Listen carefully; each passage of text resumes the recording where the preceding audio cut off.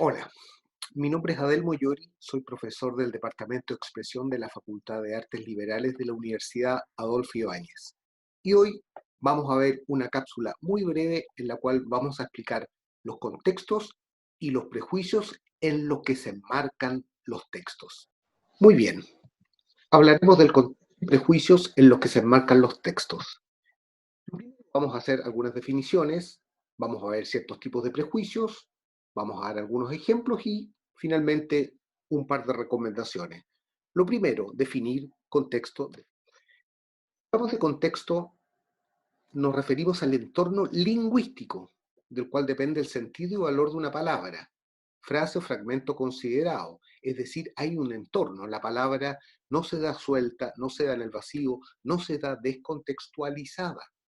Como dice la acepción número 2, el entorno físico o de situación, ya sea político, histórico, cultural, de cualquier otra índole, en el cual se considera un hecho. Es decir, por ejemplo, la producción de una obra no es aislada, su autor responde a un marco, y ese autor tiene influencia, ese autor tiene una vida, tiene un contexto que lo circunda, por lo tanto, hay que atender a él. Orden o composición o tejido de un discurso, de una narración, etcétera, resume las acepciones anteriores. Por otro lado, del latín viene de prejuzgar, de origen latino, y se refiere a juzgar las cosas antes de tiempo oportuno, sin tener de ellas cabal conocimiento, algo que ocurre muchísimo en nuestra vida y lo vemos a diario. El prejuicio es una acción y efecto de prejuzgar, es decir, es una opinión breve y tenaz, una opinión firme, pero porfiada, por lo general desfavorable acerca de algo que se conoce mal. Cuando no conocemos bien las cosas, no tenemos elementos, podemos establecer juicios que no están propiamente bien elaborados, se transforman, como dice la palabra, en un prejuicio. Algunos tipos de prejuicios, no son todos, son los que están acá, tienen que ver con género, ¿de acuerdo?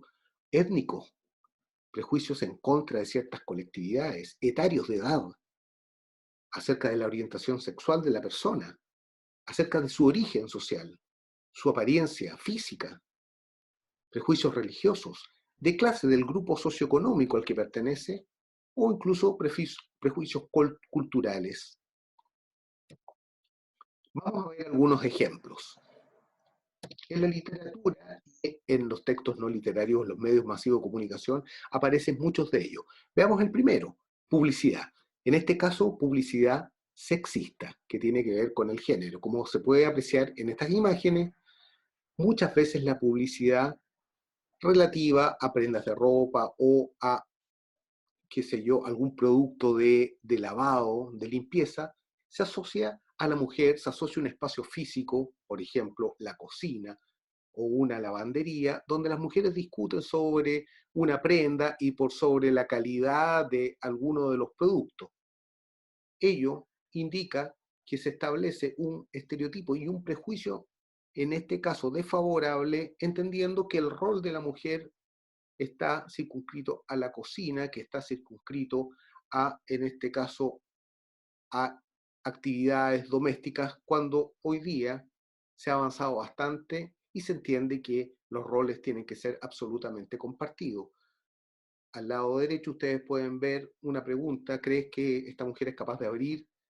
Entendiendo quizás que no va a ser capaz por una cuestión de fuerza o no va a ser capaz de ingeniársela.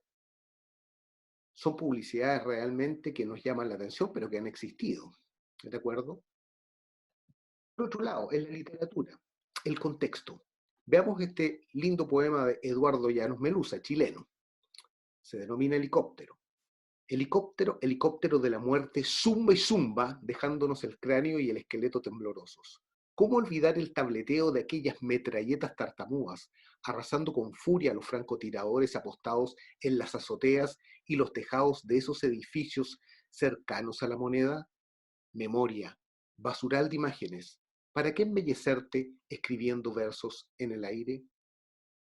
Muy bien.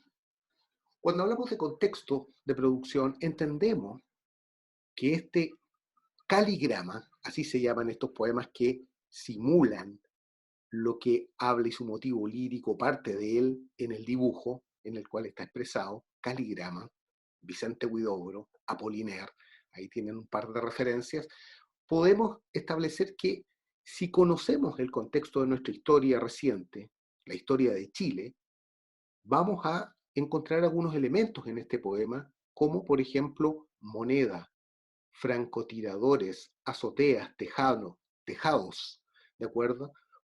Por lo tanto, entendemos que se trata de un particular momento y muy difícil momento de nuestra historia nacional.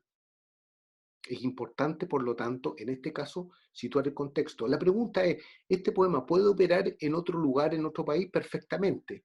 Sin embargo, hay ciertas claves que también nos indican que el contexto tiene que ver con Chile, 11 de septiembre de 1973. Por lo tanto, es muy importante siempre entender que hay que tener algunos conocimientos a veces para entender bien o mejor un poema. Recuerden, yo no mido la obra, es la obra la que me mide a mí. En un texto tan simple como un currículum, muchas veces se pide rangos de edad, etario. Es decir, y como la imagen lo expresa, muchas veces hay un tope. Y los que somos un poco mayores o bastante mayores quedamos fuera muchas veces de esos requerimientos. Ahí, por supuesto, que hay un prejuicio etario. No hace mucho, un grupo, un colectivo feminista, usando la red Twitter, Hazlo Fácil RAE, hicieron una campaña muy fuerte en contra de algunos términos que aparecían efectivamente en la Real Academia, como mujer fácil y sexo débil.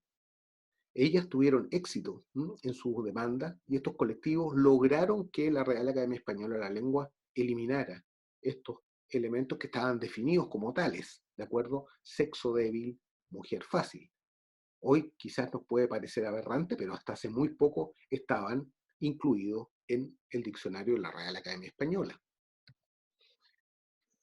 Recomendaciones. Siempre tenemos que atender al contexto de producción de un texto.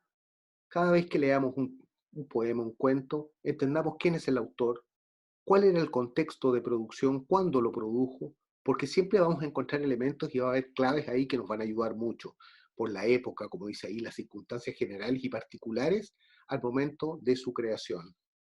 Y reconocer la diferencia entre prejuicios, lo que hemos visto hoy, falacias, que son razonamientos mal elaborados, voluntarios o involuntarios, y sesgos cognitivos, que son cientos, y estos son juicios o interpretaciones poco exactas o equivocadas.